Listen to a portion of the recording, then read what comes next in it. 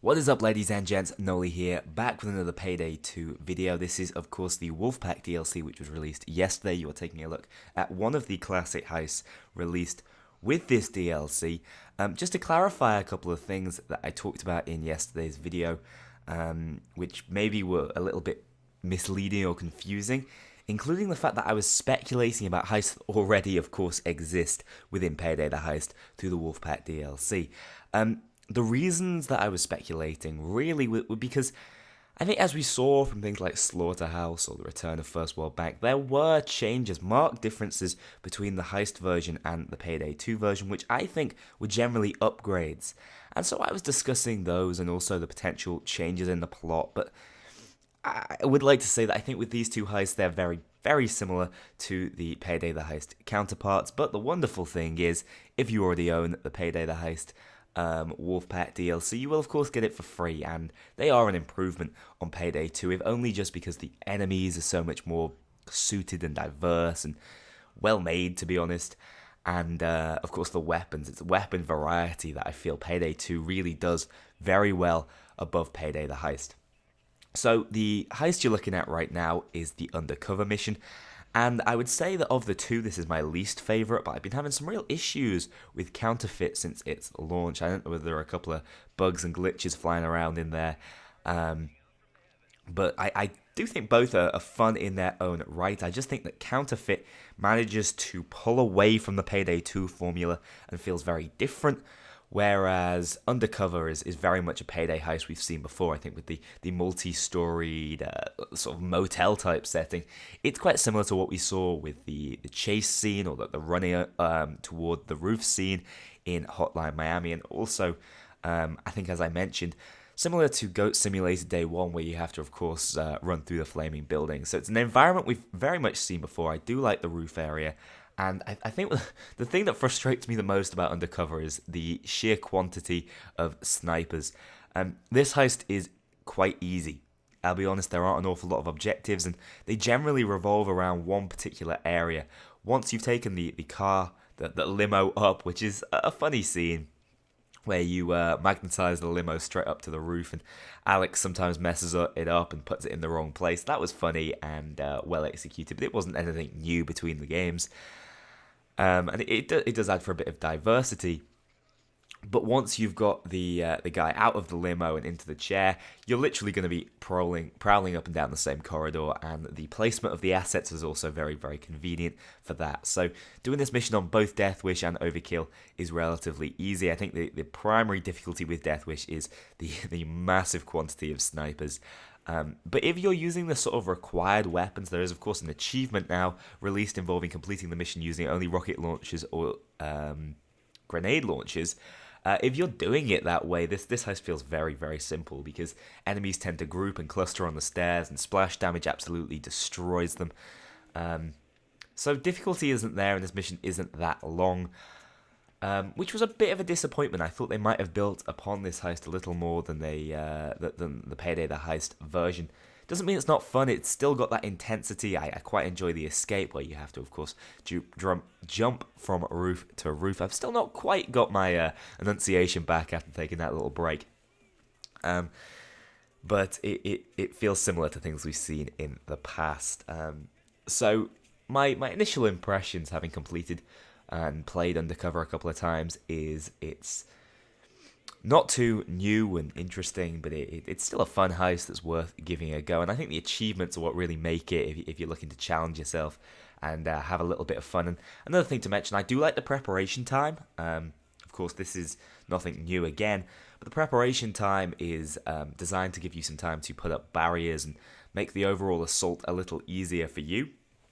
And it is actually quite important that you do as many as possible, not only because there's achievement for putting up 10 blockades, but also because slowing down the police assault and, of course, the directions they can come from, meaning they funnel more, is going to be a great way for you to deal with them in a more efficient way. But I feel like a little more could have been done in the transition between games, between Payday the Heist and Payday 2. We could have done more through the preparation and pre-planning. Of course, the pre-planning in this is simply grabbing some assets. We don't have a more diverse, interesting pre-planned situation like we saw with the dentist's heist. So why not allow us to, I don't know, set up traps in that time if we know what we're doing and we can memorize spawn locations and things like that to make it more interesting use of the time? Because I just found myself in that 2 minutes, exploring the relatively large map. Because even though it is just set in a multi-story, it's still massive long corridors with lots of little rooms for things for you to explore, which is nicely done. But it doesn't feel like there's enough to interact with. So that's what I think I would have emphasized a little more in the preparation time. But I still like the idea of it, and maybe we'll see it again in future heists done with a little more detail. But it is, like I said, important. It will make the heist easier if done properly. And then, of course, the little transfer we see, the sort of stitch up outside is very Payday the Heist feeling, I think. There was a stronger sense of narrative I found within Payday the Heist. Payday 2 just had a little more of an arcadey feel. It might just be because there's a much more varied set of weapons you can use. Things just sometimes feel a little crazier. But I do like that narrative that tells a story and flows throughout the heist. It's very well done, and it is a big pro of the Undercover heist. But I'm gonna stop talking about that now. Really, like I said, it's not too difficult. It's not too long a mission. But of course, fortunately, this DLC does contain 2 heists, and it is fun at times. It definitely suits the Payday 2 formula in the tight, close quarter situations. I think if you're a shotgun user or, like I said, an explosive user, you are going to have an absolute field day on this mission, and it's still relatively good fun. I just personally prefer Counterfeit. But just quickly, let's talk about a couple of the other elements within the DLC. I guess this may as well transfer itself into a first impressions video. The Nailgun is cool. I think they maybe could have done a little more with it. I would have liked to have seen a proper ranged melee weapon. I know that doesn't make much sense, but short range with a little bit of knockback could be cool. It could be a great option when you fire your entire clip out and have no more bullets. You've got to reload. Oh no, wait, I have a ranged option here in my melee weapon. It may not be as powerful as hitting up close and personal, but it may knock them back and may give you time to reload. And I do think that's what Overkill should have gone with, bearing in mind we only got 1 melee weapon rather than 4. But it's got good animations. It's a strong melee weapon, don't get me wrong, especially if you build the melee skills, as I so often do. But I like I said, I think they maybe should have done a little more with it. It doesn't replace the katana. There's just no way. There is no way at all. I do like the fast charge time, and you can make a little more use of charge with that sort of weapon, but not quite what I think I was anticipating out of the Nailgun.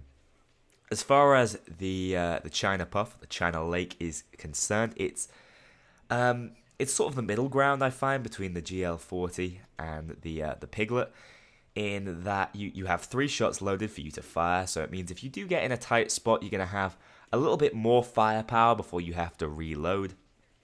But it's not like the mad spamminess we found with the Piglet. It definitely feels more like the grenade, like the GL40, than the Piglet overall. And I think it's difficult to really put the two side by side and say which one would be better. I think right now I might be leaning towards the China Puff, but actually within this gameplay you are not seeing me using the China Lake. You're instead seeing me use the GL40 because I was trying to make sure I could keep the grenade launcher in there. It's so useful for this type of mission, and instead I'm using the most recently added shotgun with Bodhi, I believe. So yeah, the weapon, quite similar to a couple of things we have in the game already, but it looks nice and feels good. And the melee weapon maybe does not do as much as I thought it could. But that's not much between friends really, is it? The melee weapons are never the most important part of the DLC, and I still do prefer this approach of putting a little more effort into a cool designed melee weapon. And it is very Wolf, let's be honest, the Nailgun. I like it thematically. So, a couple of final things to mention. The achievements are quite interesting and varied. I really do like those. Some nice and challenging ones, some crazy, silly, and fun ones, which is good to see. And then finally, mass materials, all that. I went through that yesterday on the video, just taking a look at the pre-release. But yeah, they look as good as we thought they would. And I haven't unlocked them all and can't do all the customizations just yet. It's certainly a nicely varied set of masks, so you're not just going to get 4 dinosaur masks, 4 gorilla masks, I'm more of a fan of the variation we see in this sort of DLC. So overall, I do think the Wolfpack DLC is it's shaping up to be one of the better ones. These two classic heists are a load of fun, though Counterfeit is definitely my favourite. The setting is so well done, and I really like how interactable the world feels for whatever reason. I felt like I was shooting the grenade launcher inside those houses, and stuff was just flying everywhere. It was a good feeling. But of course, if you are an owner of the Payday the Heist version of these two heists, you will get it all for free, which is fantastic. Massive fan of that Overkill. But if not, I don't know whether this is the sort of DLC I'd say get out there and purchase it at the full price. But what I would say is enter into my competition. Yes, guys, the launch of a new DLC means I'm going to be giving away 5 of these Wolfpack codes. All you have to do to be in with a chance to win is, first of all, stick around to the end of the video, as you guys have done to hear this. And then just comment down below, Wolf. That's all I need to see. That will immediately enter you into the random out of the hat draw to be one of the 5 lucky winners of a copy of this DLC. Then you can, of course, solo these missions, be able to host them yourself, and you will have access to the weapons, materials, patterns, masks, and achievements. So that is what you're going to be entering in for. I hope you've enjoyed this video, and I hope it's given you some insight into the first of the 2 missions I'm showing off, Undercover, and the DLC overall. Of course, a little later on today, I hope to get out the Counterfeit video. Assuming things work on it. Like I said, I've had a couple of problems with it being a little buggy, but Overkill have addressed most problems, and I think stability of the game is really good right now. I had no crashing issues, no dropouts, no disconnects, so props to Overkill for that. Hope you've enjoyed, and I will see you all in the next one.